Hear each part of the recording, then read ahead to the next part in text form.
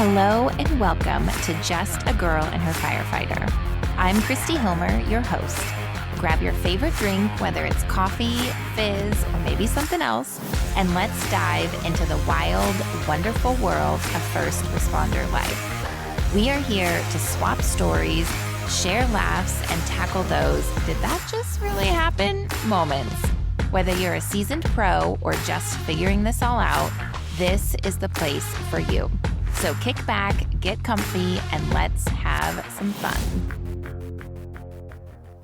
Well, welcome back to Just a Girl and Her Firefighter. There has been a little bit of a pause. I recently got to go on a missions trip to the Dominican Republic where we went and served the Haitian refugees and the Dominicans through a company or an organization, I guess is probably the better word, called Mission of Hope. And it was one of the most amazing things I have ever been a part of in my whole life. And a lot of things have changed, looking at what are our priorities as a family, what are the things that we're chasing, what are our motives, kind of what do we want to be doing with our life? What do we want our legacy to be?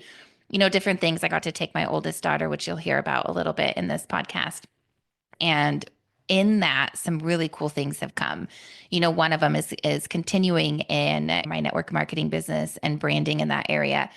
The second is really growing this Firewife Collective and realizing the importance of community, the importance of human connection, the importance of being there for each other, and just giving all of you, just giving all of us. The goal for me is not to arrive at death safely. The goal is not to be able to get home and watch Netflix at the end of the night and be like, okay, we've made it. We've made it through another day. I just want to get there so I can just be in my pajamas on the couch. The goal is to give, to serve, to create community, to create connection, and to bring what I've learned and the purpose back. And so that's why there's been a little pause. We have many amazing recorded episodes that are going to be coming back, and we're going to kick off with this one because I want to show you a little bit of kind of where my heart is and where kind of what's happened in the last couple of months. And so the other exciting part of this is with the Firewife Collective. What this has grown to is there is going to be an app for community. It also has some skill content of mindset, communication skills, hypervigilance, reintegration. So you'll have access to all the video content, but it's also meant to be community, to where we get to connect monthly, virtually and in person. We get to talk to each other. Recently in the Facebook community for the Firewife community, there was a woman that was struggling, and there were like 35 comments of people just supporting and love and pouring into her. And that's what I want for this community. So taking that into the fire departments. So now we are working with fire departments, and we are coming in. They get to use the app for all their communication. They get to have, if they have special people with skills or therapists or things that they contract through, they get to put video content on this app.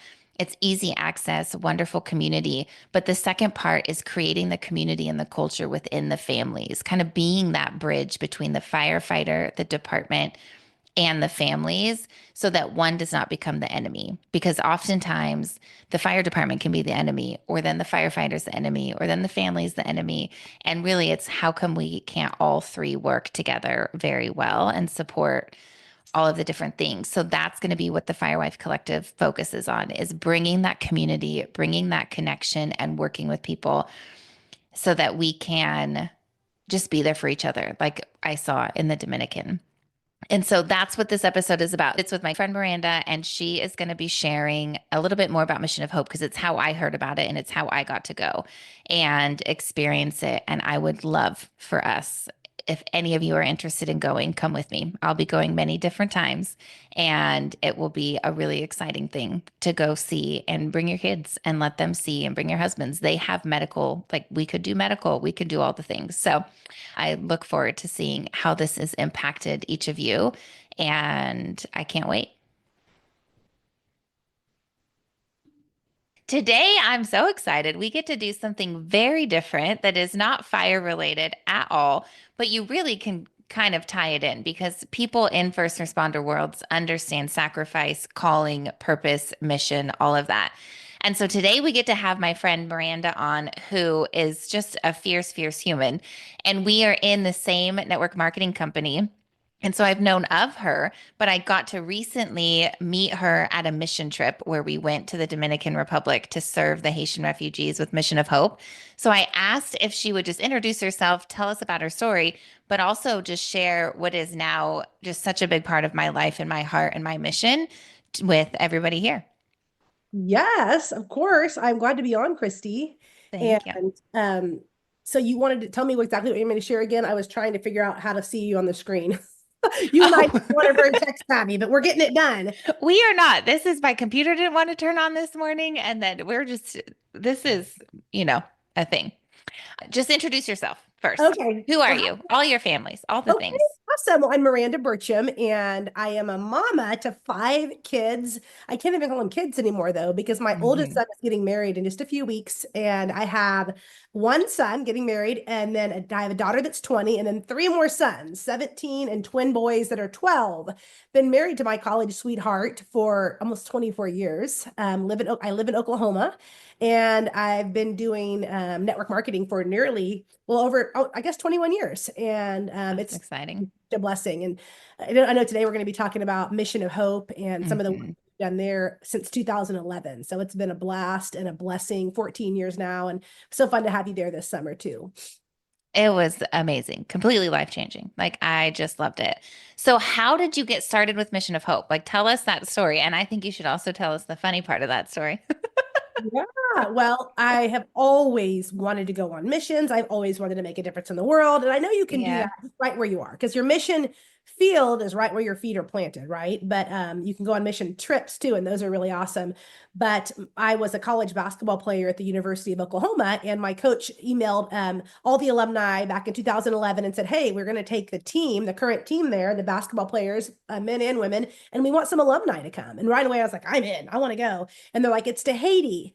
And so I was like, can I bring my 9-year-old son? And they were like, well, no one else is bringing their kids, but yeah, if he's well behaved, you can bring him. And so I was like, he's great, firstborn, always well behaved. And Hmm. so I told my son and a couple of my friends, I was like, I'm going to Haiti. And I was like, it's pretty far. It's gonna be like a very long trip, but it's gonna be worth it. And my friend's like, well, it can't be that far. And I was like, well, Africa's very far, so it's worth it. And my friend's like, Maria's not in Africa. And I'm like, yes, it is. And I think I would know I'm going there. And she literally has to pull out the map on her phone. And she's like, Miranda, Haiti's Yeah. In the Caribbean. And so it was a shorter flight than I thought. In fact, I always say they're our neighbors. They're 2 hours from Florida. Yeah, it's really not that far. Yeah. Yep. So That's funny. how I got started in 2011, I went with the team. We were there for a week. I did not like it. I didn't like the trip at all. I just thought, oh, what am I ever going to do to make a difference in Haiti? Like this is, Hmm. they call it, a fifth world, not even a third world because it's not developing. And it's the poorest country in the Western hemisphere. And I had never seen Wow. like that in my life. And I just thought, I'm never going to come back. What can I do to make a difference here? I love the organization Mission of Hope, but I was like, I'll start supporting them, but what are my boots on the ground going to do? But little did I know that obviously all of us can do so much more than we think. So that's where, Absolutely. Yeah, it's incredible. And Mission of Hope has been around for what, 26 years? yes. I Yeah. think, and it started with Brad and Vanessa, and their story is pretty cool of how they even started. Like they literally went and then just decided to move there. And Yeah. that takes a ton of guts, a ton of courage. It's very cool. They're definitely heroes of the faith. Hmm. I've homeschooled my kids on and off throughout my life, and we read these books called Christian Heroes Then and Now, and they're Mm, so good. I mean, they're like about heroes of the faith, Elizabeth Elliot, Nate Saint, and George Mueller, and just so many people that are incredible. And I feel like Brad and Vanessa could be in that book someday. Kids can be reading 100%. about their faith and what they did to help change the world and to change Haiti. So it's really awesome. Yeah, it was incredible. And I got to meet them while we were there. It was very, very cool. Very neat people. So you went in 2011, and then when was Vision 90? Was that the next time that you went back? No. So I went in Okay. 2011, swore I was never going to go back. 6 months later, I was back with a group of people. 3 months later, I'm back again with another group of people. By that time, I'd taken my son twice and my daughter, who was 6 at the time, once, my husband twice. And so Yeah. 3 times in one year. And that's when we really got the vision to start bringing families and people from our, company and people that could do more with us to partner. And so Vision 90 wasn't for 3 years. So I started Okay. 2011, 2014. that vision birth to build homes there for people that had been living in tents since the earthquake in 2010. And we Hmm. decided that we would build 90 homes for 90 tents that were represented there in one of the communities. And so we were able to buy land through Mission of Hope and build those homes in less than a year. So that was really Yeah.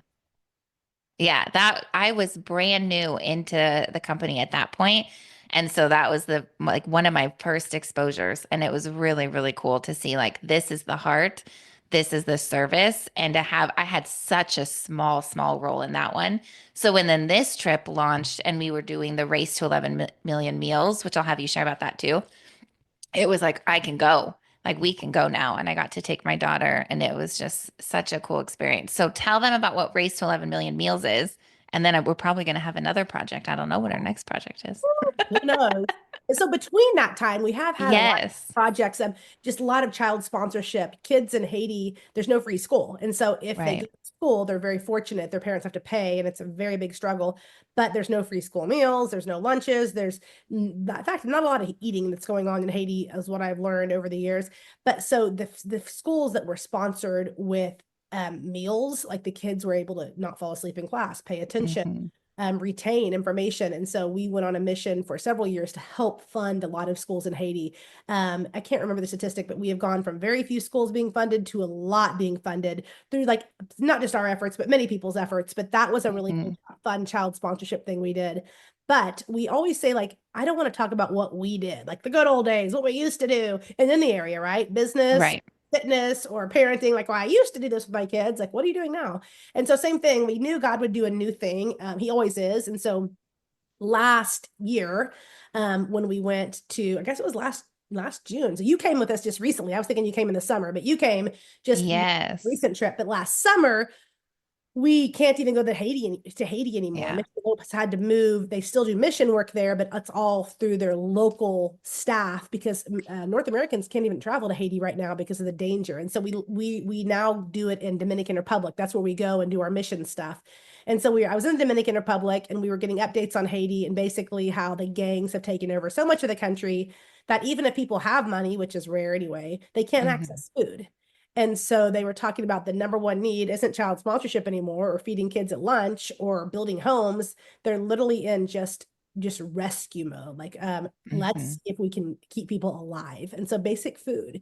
And so they are sharing about meal packing that takes place. A lot of churches and organizations around the US, they're so gracious. They pack meals. They're called manna packs. It's rice and beans and protein and oil. And then they're able to put it in packs and then people are easily able to cook it. And in fact, it's like one of my Haitian friends' favorite meals, which is crazy to think, like this box Right. meal. They're like, oh, I love manna packs, but it's life-saving for them. And it's obviously, I think it's really good too. They like it. Hmm. So we had gotten word that they had 11 access, Mission of Hope had access to 11 million meals.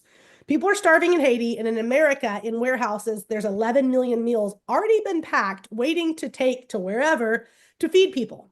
And so I was like, Yeah. why aren't we feeding those people? And they said, well, Miranda, it's very, very expensive, that process to get it from the warehouse down to the ocean, across the ocean, distributed across to the people. And so I was like, what's that look like? And they said, well, every pallet of food, every pallet is 273,000 meals. So we have 40 pallets we can send over there, 40 basically containers, I guess. And each Yeah. is $25,000. So doing the math, 25,000 times 40 containers, $1 million. And so my friend who's a CEO or COO of Mission of Hope said, like, do you guys want to do a container? And I'm like, well, let's do all 40. I didn't know I don't want to just go, well, we got 39 more to go. So we took on that Yeah. project last July and we did accomplish that. They're still feeding the meals. They're still providing meals are still coming over. It's sustaining life. The stories coming out of what these meals have done have been incredible. But we Hmm. did it in 5 months and 26 days. So it's a really incredible venture. No huge donation, maybe one or two pretty big ones, but the rest were just literally friends and family and mostly our company Hmm. culture coming together to do it. So it was really incredible to watch. It was. one of the coolest things I'd been a part of to see. And then even now having gone over there to see the difference, like we got to go to one of the schools that had a feeding program and they were literally there eating while we were visiting. And then they had extra. So the pastor was taking it to the community and to literally see what we raised money for. And then to come back thinking like, how could we, like, I could have done so much more. Like we could have raised, I could have been more urgent in this. And it's so easy not to do because we don't see it. And even I think I heard them say when they were giving us a little history of Haiti that there's like half of Haiti that's literally has zero food, like nothing, if I understood that correctly. Yeah, deforestation, and then now the gangs have come by and even Mm, burn fields, burn farmers, hard work, just destroyed. It's just devastation and utter chaos in Haiti, and these people are so precious and don't deserve this. And it's yeah. kids like our kids. It's moms like our mom, us. And Hmm. it's easy when you're like, well, that's across the ocean. That's a little Hmm. bit. I got my own problems, but that's not what we're made to do. It's just to focus on our own self. I always say that like good families, they take care of each other inside their own full four walls, which is what we need to be doing. However, Hmm. extraordinary families, which is what we all want to be, is they look outside their four walls to a world in need and they help them. And so that's what a lot of good families did this last race for 11 million meals. Yeah, it was incredible. And I think that that's because one of the biggest things I get told about from fire families or first responder families is the challenges of it. And I think if we can then get out of the challenge of like, poor me, they're at work all the time, I'm doing solo parenting, and we can focus, just like you said, on outside things or what's the mission, what are we working towards, then it makes our current circumstances seem less. So I think all fire families need to participate in Mission of Hope. Yes, everyone does because Yes. this world is so much bigger than us, but we look at Yeah. everything like a straw, like right, like it's just right here. Like, what are we focusing on? Just ourselves. But when you like put that straw down and you go, oh my goodness, if I had to put all my problems in a pile, I would go back and get mine again Yes. compared to the world. And it's good for our kids to see. It's good for all of us. I've been to Haiti. I bet Haiti now or Dominican Republic, I would say maybe 15 times, 20 times. And every time I go, I'm like, I am never going to forget this. Like, I am not Yes. going to forget this devastation. But what happens is I come back and I get in my life, and sometimes it takes months, but I'll get back in my own stuff. And I hate that. Hmm. That's why we have to go a lot. We have to go off. Yes. That's, Yeah. I remember asking you in our little bunk room, I'm like, how do you handle this? And then how do you go back and not let this feeling go away? And you're like, I come back every 3 or 4 months. I'm like, okay, that's what we're going to Yeah. do Yeah.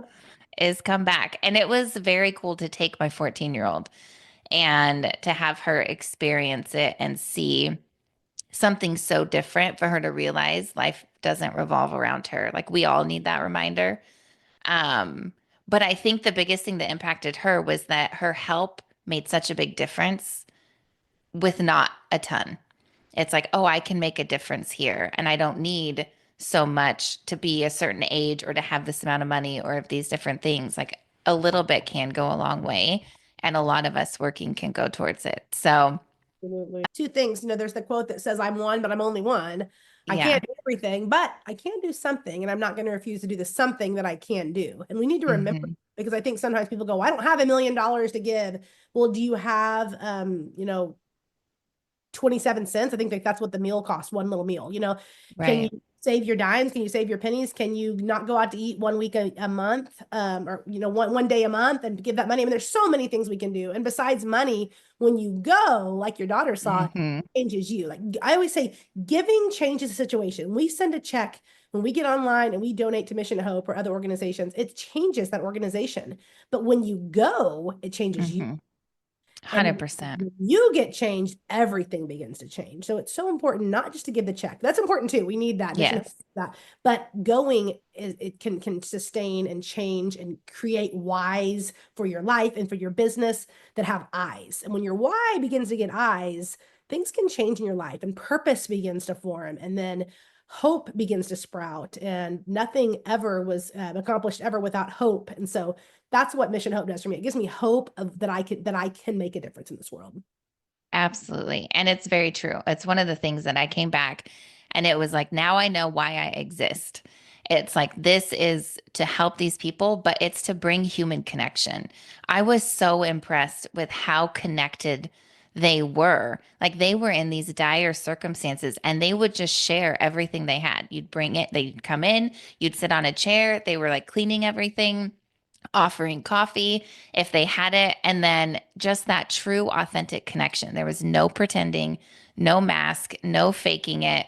And that's what I wanted to come back and bring is like, let's talk about the real stuff.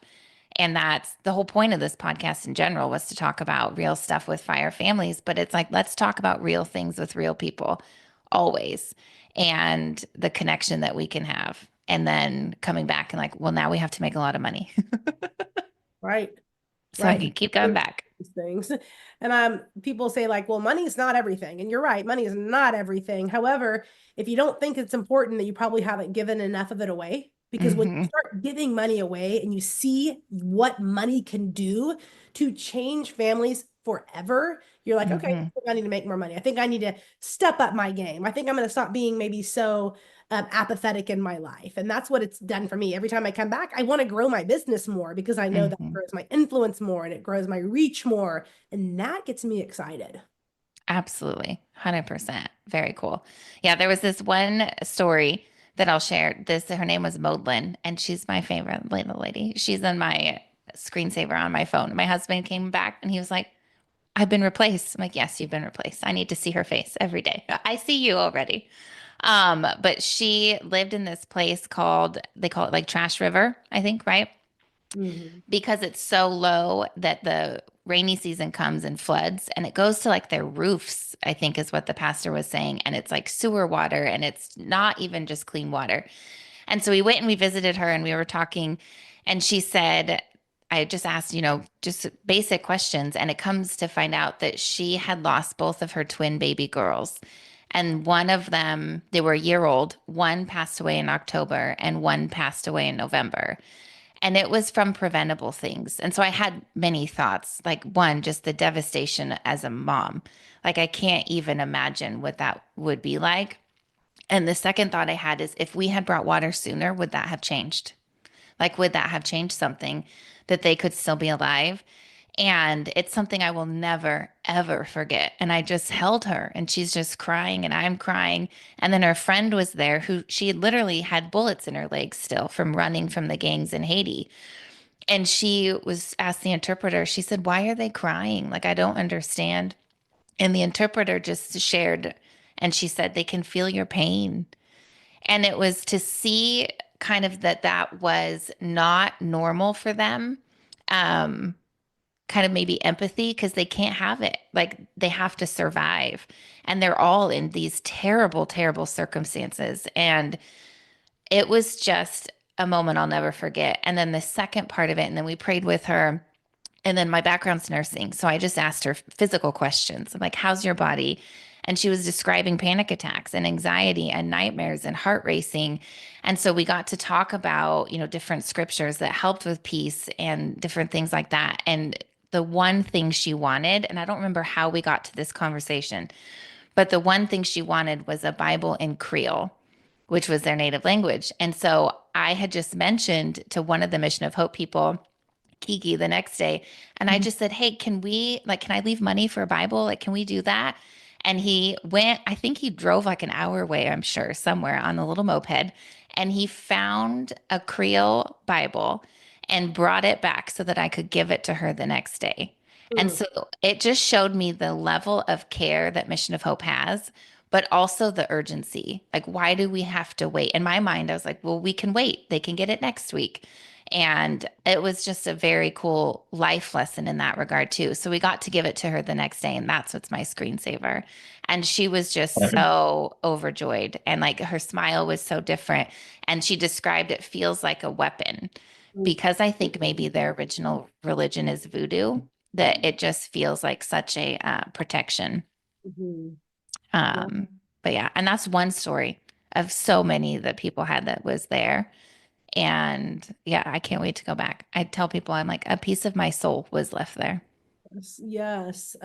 The Bible is a sword, right? It's a Yes. spirit. Hmm. I mean, And so it is a weapon. And I just think like the Bible to us, like we have them around every room probably, or it doesn't have a shelf, but there it's like, oh, I want this Bible. And so just every little thing you take for granted, being able to turn on clean water, being able to go to the bathroom inside your house or even outside of your house.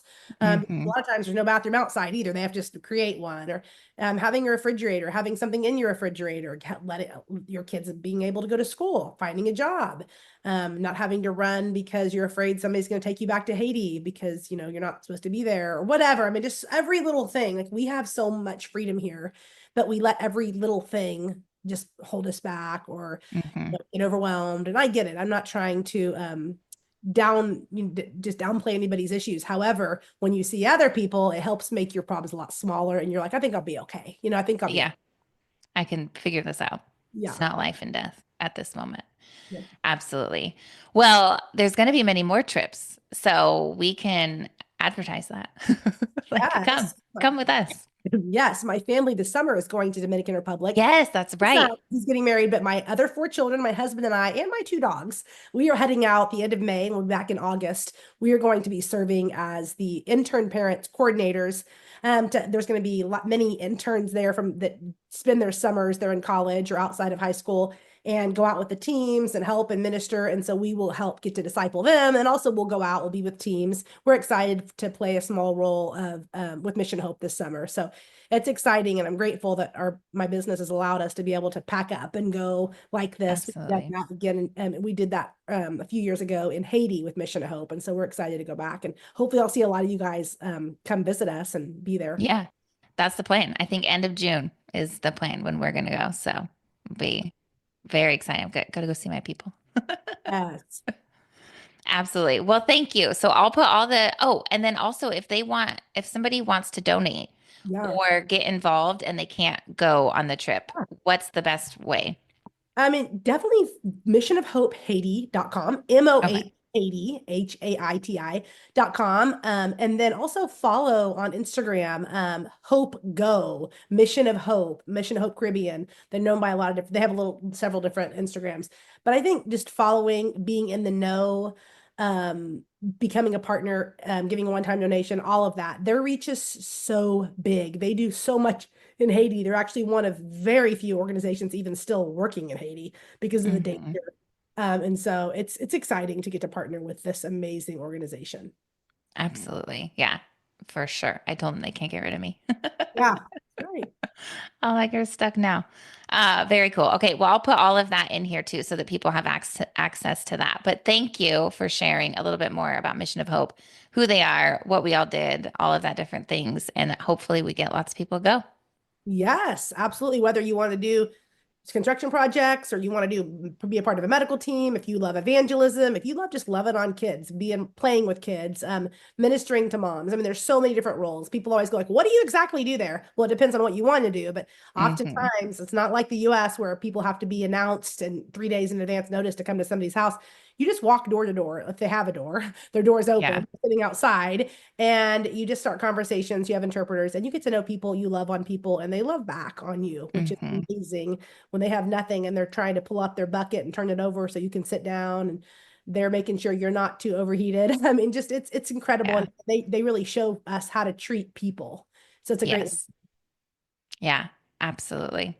Absolutely. Okay. Was there anything else that we missed? I don't think so. You covered it great. I'm grateful to have you as part of advocacy for Mission of Hope and for Haiti and for Dominican Republic. And I'm excited to see your reach and the people that will be affected because of your voice, Kristi. Well, thank you. Yeah, that's the goal. Thank you for listening to Just a Girl and Her Firefighter. It would mean the world to us to have you subscribe, like, share with all the people you love, and join us in our Firewife community. Thanks again, and see you next time.